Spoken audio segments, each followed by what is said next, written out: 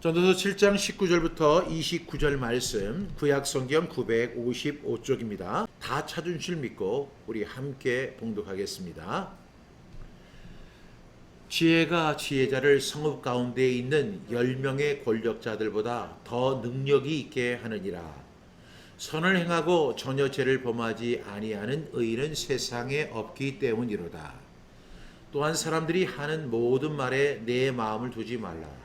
그리하면 내 종이 너를 저주하는 것을 듣지 아니하리라. 너도 가끔 사람을 저주하였다는 것을 내 마음도 알고 있느니라. 내가 이 모든 것을 지혜로 시험하며 스스로 이르기를 내가 지혜자가 되리라 하였으나 지혜가 나를 멀리하였도다.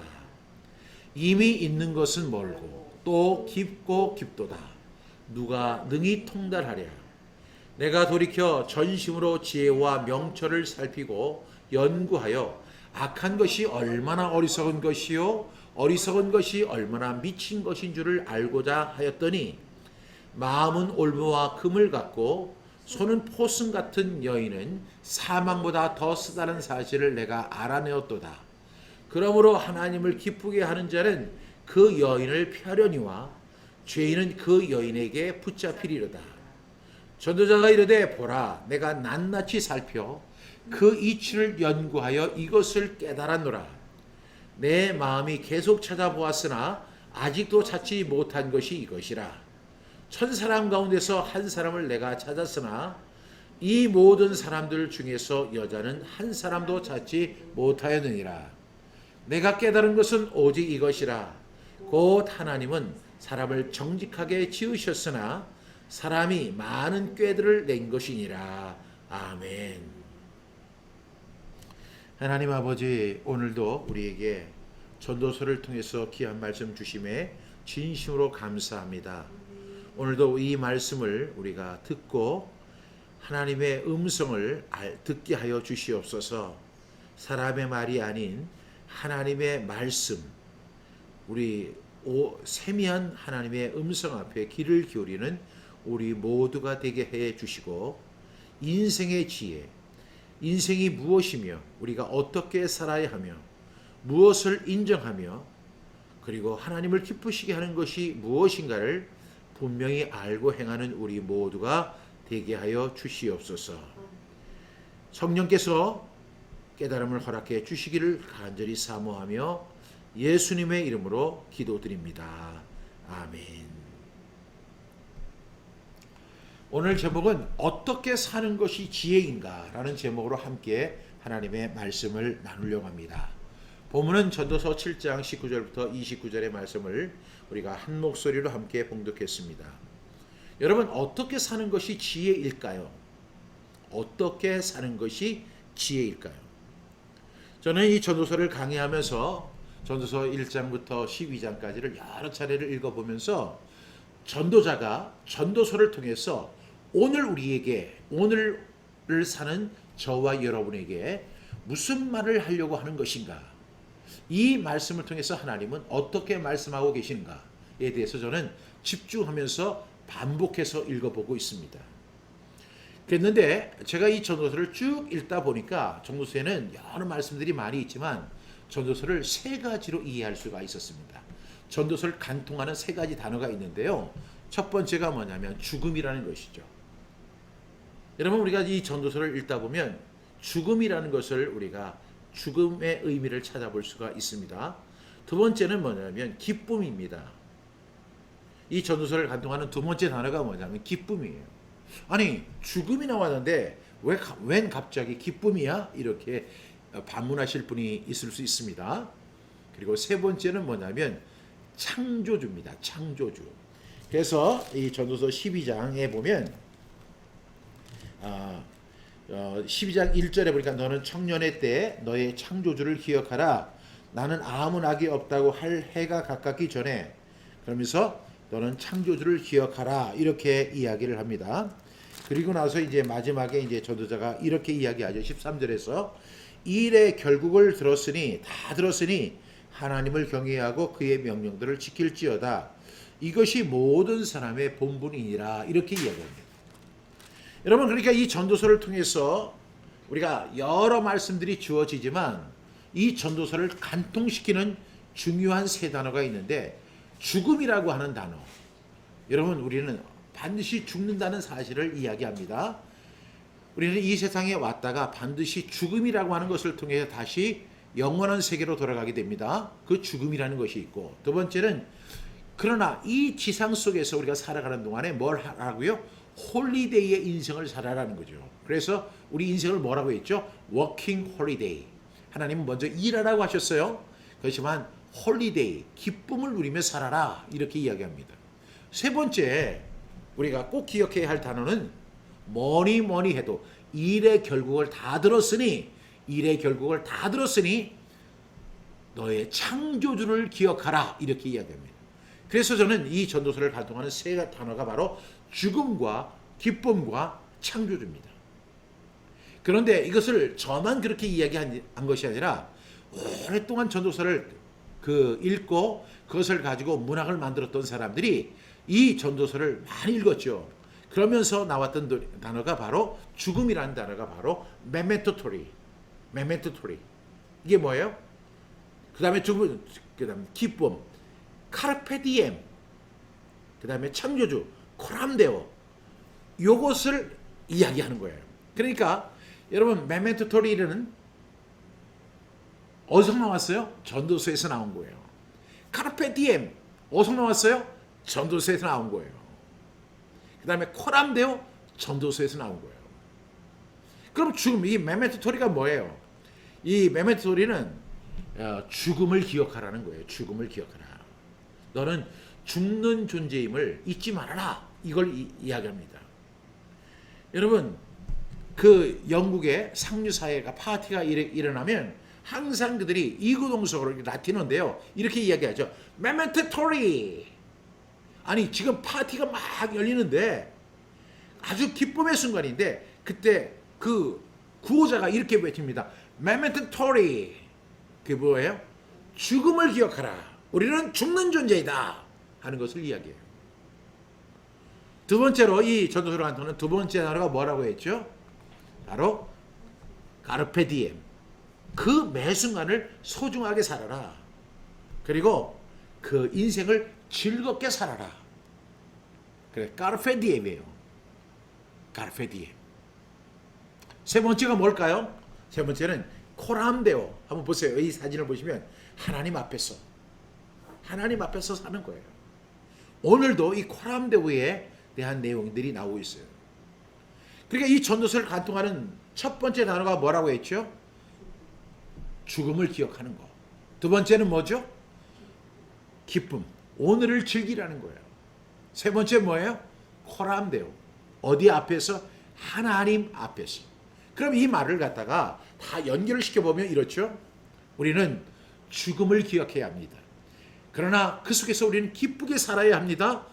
하나님 앞에서. 이렇게 얘기가 되는 거예요. 이것이 바로 전도서의 핵심이다. 이렇게 정의해 볼 수가 있습니다. 전도서를 간통하는 세 가지 단어. 첫 번째가 뭐라고요? 죽음, 메멘토토리. 두 번째, 카르페디엠. 그 다음에 이 두 가지는 어떻게 앞에서? 코람데오 앞에서. 그래서 코람데오, 하나님 앞에서 뭘 하라고요? 메멘토토리. 두 번째는 카르페디엠. 뭐 앞에서? 코람데오 앞에서. 이렇게 살아갈 때 여러분의 삶의 의미를 제대로 찾은 거예요. 이것이 전도서의 핵심이다. 이렇게 정의해 볼 수 있는 것입니다.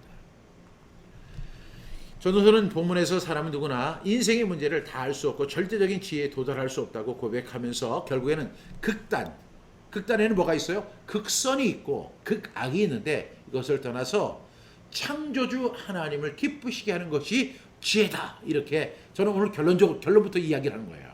이게 결론의 내용입니다. 여러분, 그럼 19절 말씀 우리 함께 보겠습니다. 오늘 우리 절이 길기 때문에 우리 한 절 한 절 읽어가면서 그 말씀 함께 나누겠습니다. 시작. 지혜가 지혜자를 성읍 가운데 있는 10명의 권력자보다 더 능력이 있게 하느니라. 이렇게 이야기하죠. 여러분, 이 말은 뭐예요? 지혜가 매우 중요하다는 거예요. 여러분, 이 지혜를 지금 비교를 하는데 여러분 지혜는 눈에 보이지 않잖아요. 그런데 그래서 사람들은 지혜를 우습게 볼 수 있어요. 그런데 지혜는 굉장히 중요한데 지혜는 10명의 권력자들보다 더 능력이 있다는 거예요. 이렇게 오늘 말씀은 이렇게 시작을 하죠. 지혜가 지혜자를 성읍 가운데 있는 10명의 권력자보다 더 능력이 있게 한다. 그러니까 지혜가 중요해요? 안 중요해요? 지혜가 중요한 것입니다. 그래서 오늘 제목이 뭐예요? 어떻게 사는 것이 지혜인가? 라는 제목이에요. 여러분 그냥 아무렇게나 살아가는 거 의미가 없어요. 물론 아무렇게나 살아도 한 일생이고 의미 있게 살아도 한 일생이긴 합니다. 그러나 중요한 것은 지혜롭게 인생을 살아가는 것은 매우 중요한 거예요. 왜냐하면 우리가 이 세상도 있지만 오는 세상도 있기 때문에 그런 거예요. 그 지혜가 필요해요. 이 지혜는 10명의 권력자보다 더 능력이 있다는 사실을 여러분들이 꼭 이제 전제하고 이제 시작합니다. 그러면 20절 말씀 우리 함께 보겠습니다. 시작. 선을 행하고 전혀 죄를 범하지 아니하는 의인은 세상에 없기 때문이로다. 이렇게 이야기합니다.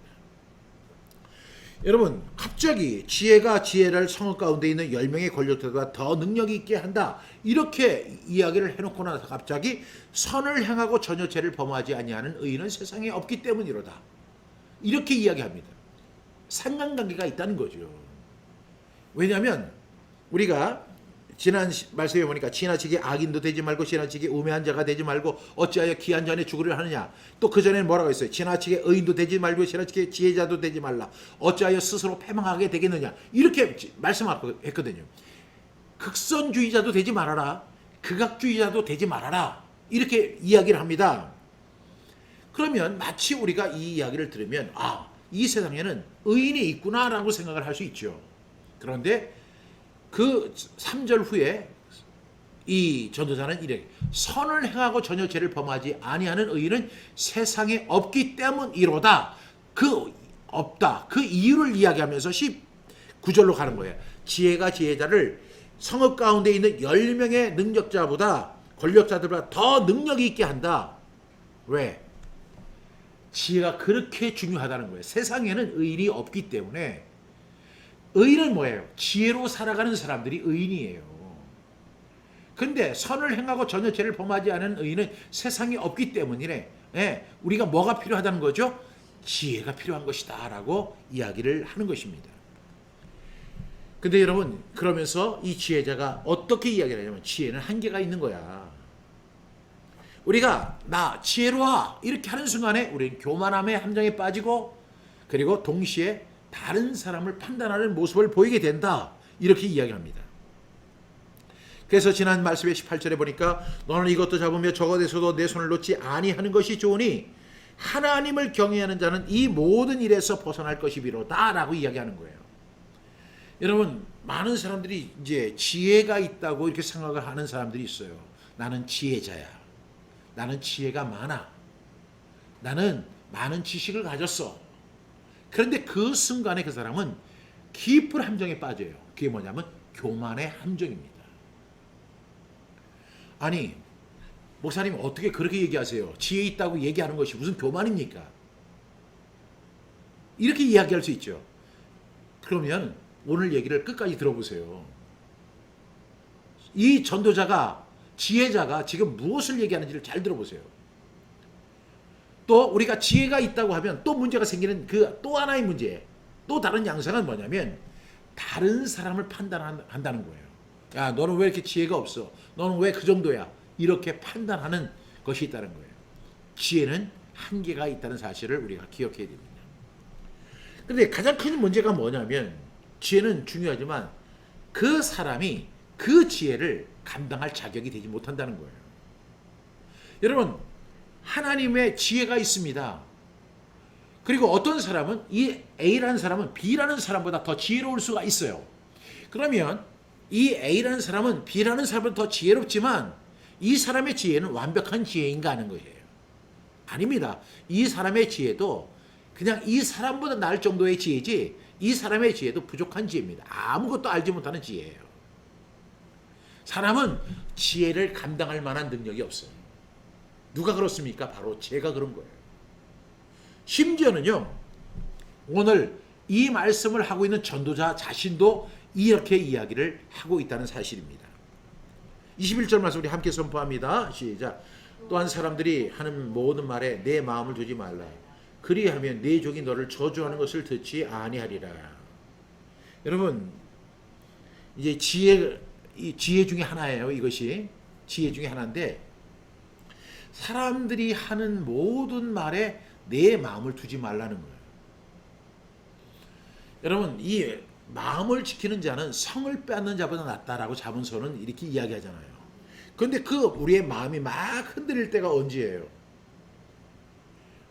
물론 내 속에서도 격동 같은 파도가 일어날 수가 있지요. 그렇지만 대부분 외부에서 들어오는 영향이 매우 강합니다. 근데 그 이야기가 사람은 누구나 좋은 평가를 받고 남들에게 인정을 받고 저 사람 좋은 사람이야, 저 사람은 훌륭한 사람이야, 저 사람은 참 복된 사람이야, 이런 덕담을 듣기를 원하는데요. 내가 열심히만 살고 열심히 노력하고 착하게 살면 사람들이 와, 저 사람은 성자야, 저 사람은 훌륭한 사람이야, 저 사람은 똑똑한 사람이야, 저 사람은 정말로 흠잡는 법 없이도 살 사람이야, 이렇게 얘기할 것 같죠? 그렇지 않다는 거예요. 왜? 그 20절에 뭐라고 했어요? 선을 행하고 전혀 죄를 범하지 아니하는 의인은 세상에 없기 때문이다, 이렇게 이야기하잖아요. 여러분, 사람들은 다 악인이에요. 그렇기 때문에 사람들은 누구나 다 험담하는 거예요. 그런데 그 험담하는 소리에 귀를 기울이면 내 마음이 흔들리고, 그때는요 내 마음이 초상집이 되고 내 마음에 아주 화재 현장이 되는 거예요. 그래서 다른 사람들이 하는 말에 귀를 기울이지 말라는 것입니다. 그리하면 내 종이 너를 저주하는 것을 듣지 아니하리라. 그런 이야기를 아예 안 들었고 그냥 내가 하나님 보시기에 선하게 살고 코람대우의 삶을 살면 되는데, 사람들은 나를 어떻게 평가할까? 사람들은 나를 좋게 이야기하겠지? 내가 의로운 행동을 하고 지혜로운 행동을 하고 착한 일을 하고 그리고 남들에게 피해를 안 주면 사람들이 야, 우리 박종신 목사님 훌륭한 사람이야, 이렇게 하면서 인정하겠지? 착각하지 말라는 거예요. 전도서 7장 20절, 선을 행하고 전혀 죄를 범하지 아니하는 의인은 세상에 없어요. 그런 사람 없어요. 만약에 어떤 사람이 박 목사님이 최고야 이렇게 하면 그건 입에 발린 얘기예요. 그 사람 속에서는 저를 어떻게 생각할지 몰라요. 그래서 하나님께서 다른 사람들이 하는 얘기를 못 듣게 해주셨는 것 같아요. 만약에 저 사람이 생각하는 걸 내가 다 들을 수 있다면 저는 아마 미쳐서 죽을 것 같아요. 여러분은 안 그럴까요? 그러면서 이 전도자가 이렇게 이야기하죠. 그래서 우리는 사람들에 대한 평가에 민감한데, 그래서 행동도 주의하고 좋은 평을 받으려고 합니다. 근데 사람은 악해요. 그렇기 때문에 좋은 말 하지 않습니다. 따라서 그런 말에 귀를 기울이면 뭘 받아요? 상처받습니다. 요즘은 특히 그렇죠. SNS나 블로그 그리고 유튜브를 통해서 들려오는 수많은 댓글들이 있습니다. 저도 이 성경함송학교 TV, 그 다음에 어린이 성경함송학교 TV 이렇게 유튜브를 운영하잖아요. 그런데 아니 제가 하나님의 귀한 말씀, 그래도 암송에 대해서 아주 좋은 이야기를 갖다가 이렇게 올리지만 대부분의 사람들이 참 좋은 댓글을 달아줘요. 목사님 감사합니다. 좋은 영상을 올려주셔서 너무나 힘이 됩니다. 제가 이렇게 해보니까 능력이 생깁니다. 이렇게 하는 분들이 있어요. 그런 얘기를 들으면 아 그래, 내가 똑똑한 거야, 내가 훌륭한 거야, 내가 잘한 거야. 그게 뭐라고요? 교만에 빠진 거예요. 그게. 그러다가 갑자기 어떤 사람이 목사님 발음이 왜 그래요? 이렇게 얘기하는 사람이 있어요. 나는 그 사람이 나한테 목사님 발음이 왜 이렇게 안 좋습니까? 이렇게 이야기를 하는데 니는 발음 좋냐? 내가 이렇게 얘기를 하고 싶어요. 저는 말도 잘 못하면서. 오늘 이 설교 지금 듣고 계시는 분일 수도 있어요. 근데 제가 그 사람 엄청 좋아해요. 좋아하는데 이제 그런 말에 제가 민감해진다는 거죠. 선풀이 굉장히 많죠. 좋은 말도 굉장히 많지만 가끔가다 그 악성 댓글들이 있어요. 아주 그게 막 속에 파고 들어가는 것 같아요. 근데 이 지혜는 뭐예요? 지혜는 다른 사람들이 하는 모든 말에 내 마음을 두지 말라는 거예요. 왜? 그 사람들은 자체가 악한 사람들이에요. 그 사람들은 선을 행할 줄 모르는 사람들이에요. 이렇게 생각하고 원래 사람들이 그래 하고 그냥 그냥 내가 하나님 앞에서 코람 배우의 삶을 살면 되는데 사람들은 나를 어떻게 생각할까? 특히요 교회 목회할 때 그런 면이 엄청 많습니다. 그래서 목사님들이요 그 사모님들이 그 목회 마치고 일찍 돌아가시는 경우가 되게 많아요. 왜? 그냥 누가 목사님에 대해서 이렇게 얘기했대, 사모님에 대해서 이렇게 이야기했대. 근데 그게 또 그걸 또 중개하는 그 중개 집사가 있잖아요. 중개 권사. 그 사람이 목사님 누가 그러는데요. 목사님이 이렇대요. 쫑알쫑알. 또 어떤 사람인데 사모님 어떤 사람이 그러는데 사모님이 뭐 어땠다고요. 새벽기도 안 나왔대요. 쫑알쫑알. 이런 얘기를 들으면 그냥 마음이 해가지고 그때는 주여 주여 불쌍히 여겨 주옵소서 하면서 지 원수를 혼자 하나님 앞에 그렇게 하는 거예요. 그런데 이제 그게 마음의 병이 돼서 이제 은퇴를 하고 나면 세상을 일찍 떠나는 그런 사모님들이 되게 많아요. 그래서 여자들이 그 남자보다 수명이 긴데 사모님들은 목사님보다 수명이 짧다고 하는 그런 이야기가 많습니다. 그런데 우리가 그 지혜가 있어야 돼요. 그 지혜는 뭐냐면 다른 사람들이 하는 얘기에 대해서 듣지 말아야 돼요. 유튜브에 나쁜 글 올라오면 내가 당신의 글을 통해서 진정으로 회개하고 진정으로 새로운 사람이 되겠습니다. 그렇게 생각하지 마시고 그냥 삭제, 퇴장 이렇게 시키면 되는 거예요. 왜? 그것 때문에 선을 행하고 전혀 죄를 범하지 아니하는 의인은 세상에 없기 때문이로다. 이 말씀 기억하면서 세상 사람은 다 그래 하면서 차단을 하라는 거예요. 여러분 이건 제 말이 아니고 물론 솔로몬은 SNS를 몰랐죠. 블로그를 몰랐죠. 그래서 제가 이제 거기에 덧붙여서 얘기를 하는 것입니다. 여러분 다른 사람이 나에 대해서 뭐라고 하는 말에 민감하면 능력 있게 살아갈 수가 없어요. 목사님들 제발 이 이야기에 귀를 기울이셔야 돼요. 하나님 앞에서 옳은 것이라고 하면 담대하게 하십시오. 하나님 앞에서 의로운 것이라고 하면 생명을 거십시오. 여러분 뭐 장로님이 뭐라고 하고 권사님들이 뭐라고 하고 집사님들이 뭐라고 하고 여러분 선을 행하고 전혀 죄를 범하지 않은 교인은 세상에 없기 때문입니다. 그래서 20절 말씀은 그렇게 이야기를 하고 있습니다. 22절 말씀 우리 함께 선포합니다. 시작. 너도 가끔 사람을 저주하였다는 것을 내 마음도 알고 있느니라. 여러분 그러는 나는 다른 사람에 대해서 좋은 말만 했습니까? 여러분 저도요 운전을 하다가 이게 막 나와요. 에이! 막 이런 얘기가 나온다고요. 제가 평소에는 성자 같다는 이야기를 많이 듣지만 운전을 할 때는 약간 폭군성 기질이 나올 때도 있다라는 이야기를 왕왕 듣습니다. 이것이 저의 모습이에요. 전도자는 이 사실을 지금 이야기하는 거예요. 지금으로부터 3,500년 전에 이 이야기를 합니다. 여러분 여기에 대해서 이의를 제기할 분이 있어요? 너도 가끔 사람을 저주했다는 것을 내 마음도 알고 있느니라.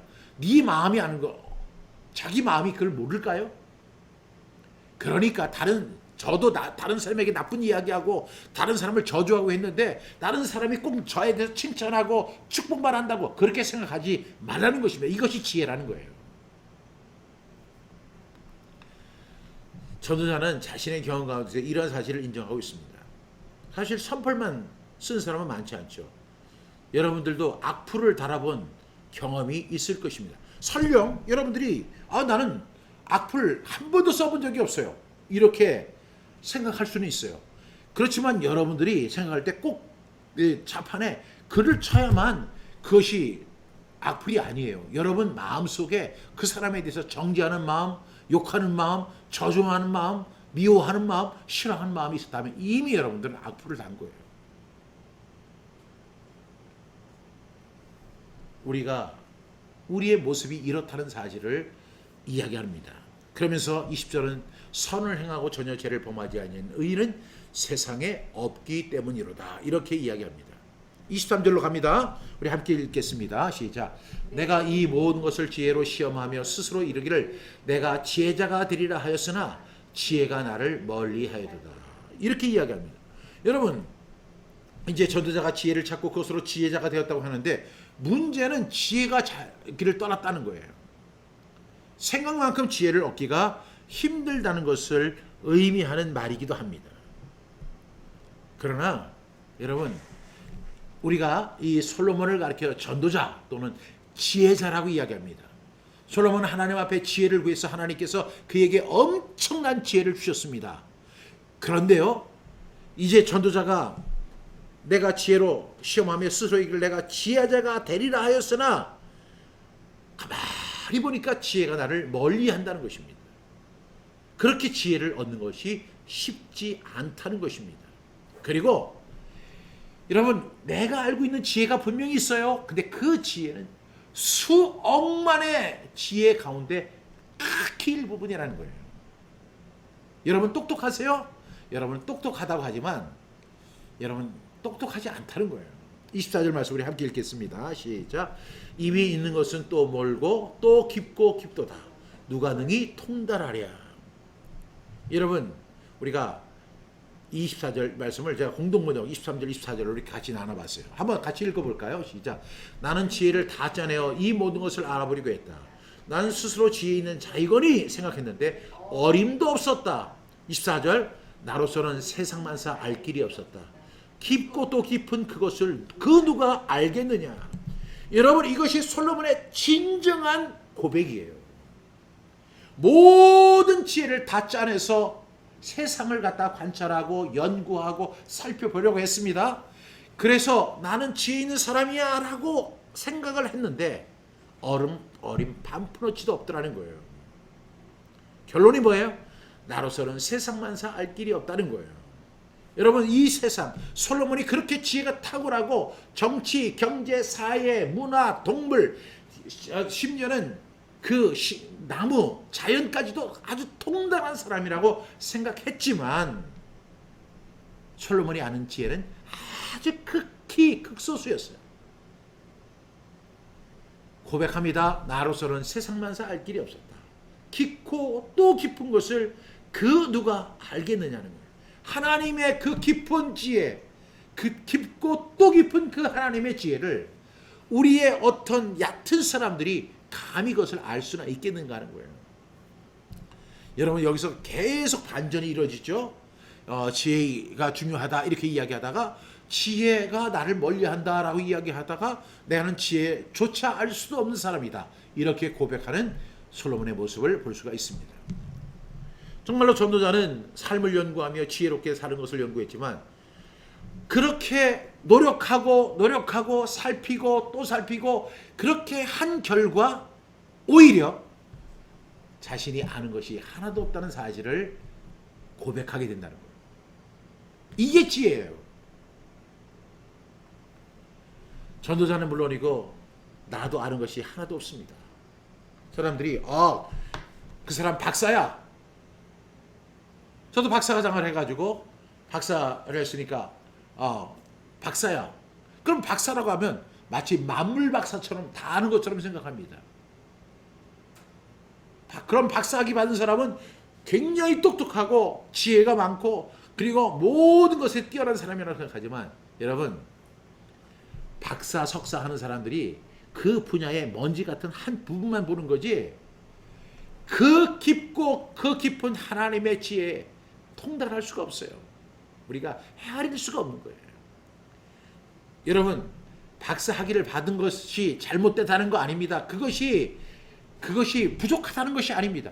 그 박사 학위 받은 그 자체는 대단하지만 그것을 만약에 하나님과 견주어 본다면 하나님 앞에는 진짜 먼지 조각 하나도 되지 못한다는 사실을 전도자가 우리에게 이야기하고 있는 거예요.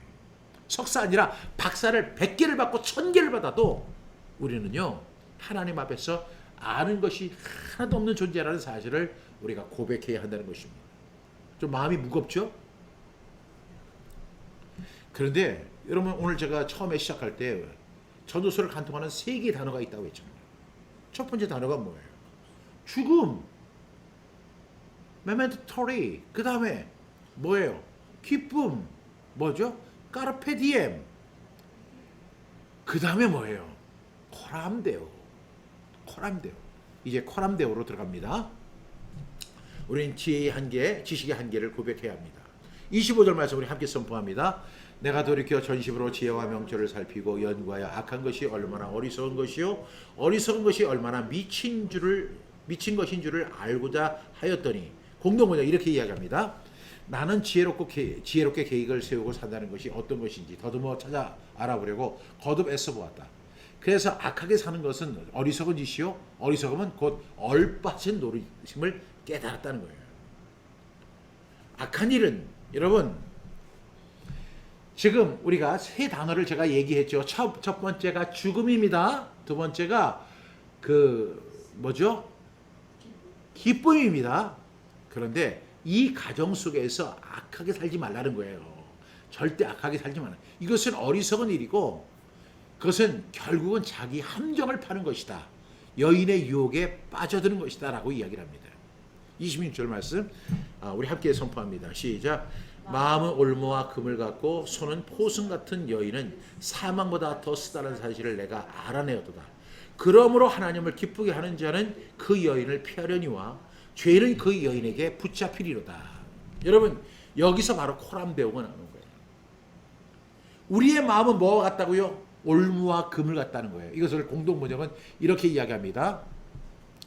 나는 또 여자란 죽음보다도 신문하는 것임을 알았다. 여자는 새 잡는 그물이다. 그 마음은 올감이요 그 팔은 사슬이다. 하느님께 좋게 보이는 사람은 거기에서 벗어날 수 있지만 죄인은 잡히고 만다. 여러분 결국 그걸 알았던 거예요. 너무 선한 사람, 너무 착하게 살지 말아라 이렇게 이야기한 다음에 너무 악하게 살지 말아라. 근데 악하게 사는 건 정말 나쁜 것이다 라고 이야기하면서 이 마음은 올무와 금을 갖고 손은 포승 같은 여인 이렇게 이야기하죠. 공동번역은 여자란 죽음보다 신문하는 것임을 알았는데 그 여자는 새 잡는 그물이고 그 마음은 올무하니 그 팔은 사슬이라는 거예요. 여자는 새 잡는 그물. 여러분 새 잡는 그물이에요. 그 마음은 올감이에요. 올감이는 이 목을 졸라매는 거예요. 팔은 사슬이에요. 우리의 손에 착구를 매는 거예요. 여러분 세상이 그렇다는 것입니다. 여기서 여인이란 덕과 올무를 넘어지게 하는 것을 의인화시킨 거예요. 그러니까 결국은 그의 고백, 솔로몬의 고백이 뭐예요? 하나님을 기쁘시게 하는 삶. 오늘 28절에 뭐라고 이야기하죠? 26절 말씀에 하나님을 기쁘게 하는 자는 그 여인을 펴려니와 하나님을 기쁘게 하라는 거예요. 그러니까 여러분 우리가 이 세상에 죽음도 기억해야 되고 기쁨도 기억해야 하지만 더 중요한 것은 이 세상은 수많은 올무와 포승 같은 그런 것들이 있습니다. 그런데 여기에서 우리가 벗어나는 방법은 어떻게 하는 거예요? 하나님을 기쁘게 하는 삶, 하나님 앞에서의 삶을 살아가는 코람데오의 삶만이 해법이라는 것을 지금 전도자는 이야기하고 있는 것입니다. 코람데오의 삶만이 덕과 올무를 벗어나는 방법이라는 사실과 삶의 해법이라는 사실을 전도자가 이야기하고 있다는 것입니다. 슬슬 지금 이제 7장을 마무리 지면서 솔로몬이 누구를 이렇게 자꾸만 대입을 시켜요? 하나님을 대입시키는 거예요. 하나님을 대입시키는 거예요. 인생은 허무하다. 사람의 노력이나 사람의 지혜나 다 모든 것이 보잘것없는 것이다. 그러면서 결국에는 우리는 죽음을 생각해야 되고 그리고 오늘을 기쁘게 살아야 하지만 동시에 우리는 하나님을 기억하는 삶을 살아야만 덫과 올무에 빠지지 않는 그러한 삶을 살아갈 수 있다라고 설명하고 있는 것입니다. 27절 말씀 시작. 전도자가 이르되 보라 내가 낱낱이 살펴 그 이치를 연구하여 이것을 깨달았도다. 이렇게 이야기합니다. 지금 솔로몬이 깨달은 것이 하나 있죠.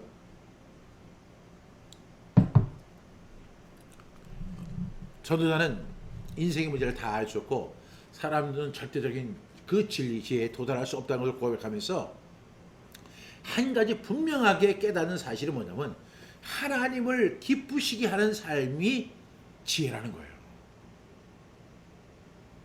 코람데오의 삶이 바로 지혜라는 사실을 이야기하고 있는 것입니다. 그러니까 결국 그의 고백은 하나님을 기쁘시게 하는 삶, 코람데오의 삶이 삶의 해법이다. 그 이치를 깨달았다는 것입니다. 그러면서 28절 이렇게 이야기합니다. 같이 선포합니다. 시작.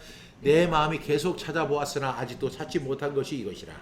천사람 가운데서 한 사람을 내가 찾았으나 이 모든 사람들 중에서 여자는 한 사람도 찾지 못하였느니라. 이렇게 이야기합니다.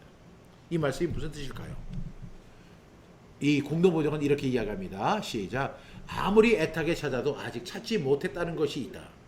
해답을 찾는 남자는 천에 하나 있을까 말까 하지만 여자들 가운데는 하나도 없다. 오늘 이 설교를 듣는 그 여자분들은 조금 기분이 나쁠 거예요. 그런데 보니까 아무리 애타게 찾아도 아직 찾지 못했다는 것인데 해답을 찾는 남자는 천에 하나 있을까 말까 한데 여자들은 아예 근처에도 못 온다. 이렇게 이야기하고 있는 거예요. 근데 이것이 뭐냐면 솔로몬이 1000명의 남자 중 한 명을 이야기할 때 그가 그 지혜로운 남자인 자기를 지칭하는 것입니다. 근데 많은 이제 신학자들은요, 이제 이 부분을 이 솔로몬이 예수 그리스도라 이렇게 이야기해요. 그 완벽한 남자는 예수 그리스도다 이렇게 이야기하지만 전체적인 문장으로 볼 때는 이 예수 그리스도를 의미하는 것이 아닙니다. 예수 그리스도를 의미하는 것이 아니라 그렇게 지혜를 갈구하고 찾았던 자기 자신을 의미하는 거예요. 이 세상에는 남자들도 그런 사람 없고 여자들도 그런 사람 없는데 내가 그렇게 밤낮으로 연구하고 찾아서 한 사람이 바로 자기 자신이라는 것을 설명하고 있는 것입니다. 결국 남자는 0.1%의 확률로 괜찮은 사람이 있을 수 있지만 여자는 괜찮은 사람이 있을 확률이 0%도 되지 않는다는 그런 이야기를 한 거예요.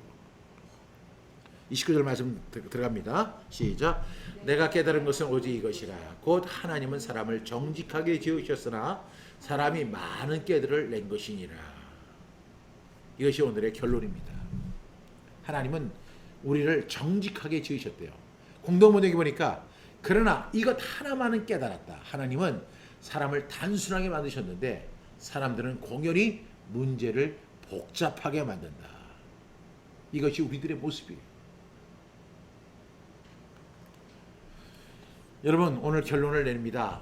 오늘 결론은 우리는 우리 자신을 잘 모른다는 것입니다. 심지어 지혜롭게 사는 것조차 어떤 것인지도 우리는 모릅니다. 그렇지 않습니까? 단지 아는 것은요, 악하게 사는 것은 어리석은 것이고 어리석으면 얼빠진 노력이 그것은 분명해요. 그러니까 그렇게 살지 말아야 돼요. 악하게 사는 것은 어리석은 짓이고 어리석게 사는 것은 얼빠진 그런 것이다 라고 이야기합니다. 우리가 아는 것은 그런 거예요. 그 정도예요. 시간이 지나도 우리는 스스로 진리에 이르는 것은 불가능한 일입니다. 그래서 사람들이 문제를 복잡하게 만든다는 것이 바로 솔로몬의 결론입니다. 과연 그렇다면 오늘의 결론, 최종 결론은 뭘까요? 결국은 세상은 인간의 스토리 같지만 세상은 사람들이 막 지금 이 지구상에 70억의 인구가 살고 있으니까 사람 사는 그 곳인 줄 알지만 그래서 사람 사는 스토리가 있는 것 같지만 이 세상조차도 하나님의 스토리고 결론은 뭐예요? 호람데오의 삶만이 유일한 방법이라는 거예요. 여러분, 제가 오늘 이렇게 이야기를 했죠. 우리 전도서를 가져가는 중요한 세 단어가 있다. 첫 번째가 뭐라고요? 죽음. 메멘토 모리. 잠깐 발음이 안 되는데 메멘토 모리. 죽음을 기억하십시오. 전도서 12장은요 우리에게 죽음에 대해서 확실하게 설명합니다. 메멘토 모리. 우리는 죽음을 기억해라. 그러나 우리가 이 언젠가는 죽지만 살아있는 동안에 기쁘게 살아라. 그것이 우리의 분복이다 라고 이야기합니다. 그것이 바로 까르페 디엠입니다. 그런데 이 메멘토 모리, 까르페 디엠을 어디 앞에서? 코람데오 앞에서, 하나님 앞에서 행하십시오. 이것이 지혜라는 거예요. 우리가 이 세상에서 지금 100년도 살지 못하자면 우리가 설령 100년이 아니라 2000년을 살고 3000년을 살아도 우리는 하나님의 깊고 깊은 지혜를 다 알지 못합니다. 우리는 그것밖에 우리가 아는 작은 아주 지극히 작은 그 지혜로만 사는 거예요. 그러니까 사람들은 자꾸만 일이 하나님은 단순하게 만드시고 정직하게 만들었는데 그것을 갖다 복잡하게 만들어서 뭔가 있어 보이는 것처럼 하려고 사람들은 노력합니다. 그러나 여러분, 이 세상은 세 가지로 구성이 돼요. 이 세상의 모든 사람들은 죽음을 통해서 이루어지고 기쁨을 통해서 이루어지고 코람 배우의 삶을 통해서 이루어지는 거예요. 그런데 많은 사람들이 죽음과 기쁨 이 두 가지만 가지고 살지만 우리 크리스천들은 한 가지가 더 있어야 되죠. 뭐가 있어야 되죠? 코람데오가 있어야 돼요. 코람데오. 이것이 진정한 지혜입니다. 하나님을 기쁘시게 하는 거. 하나님 앞에서 이렇게 살아가라는 거예요. 우린 다 죽습니다. 또한 우리가 살아있는 동안에는 나름대로 여러 가지의 기쁨을 우리가 취할 수 있습니다. 그것은 제약이 아닙니다. 나쁜 즐거움은 있지만 그것이 아니라 하나님께서 우리에게 즐거움을 주신 것. 그래서 그것을 기뻐하고 즐거워하는 것은 우리의 분복입니다. 그러나 하나가 더 있어야 되죠. 가장 중요한 것이 있어야 됩니다. 그것은 뭐냐면 코람데오입니다. 이 코람데오의 삶을 살아가는 저와 여러분 될 수 있기를 주님의 이름으로 간절히 축복합니다. 오늘 저는 이렇게 말씀을 드리고 싶어요. 이 세상은 우리가 역사를 가리켜 히스토리라고 하는데 히스토리, 그분의 이야기라는 거예요. 그래서 우리는 그 창조주 하나님을 기억하면서 그분을 기쁘시게 하는 코람데오의 삶을 살아갈 때 하나님께서 우리에게 큰 은혜와 축복으로 함께 하실 것을 분명히 믿습니다.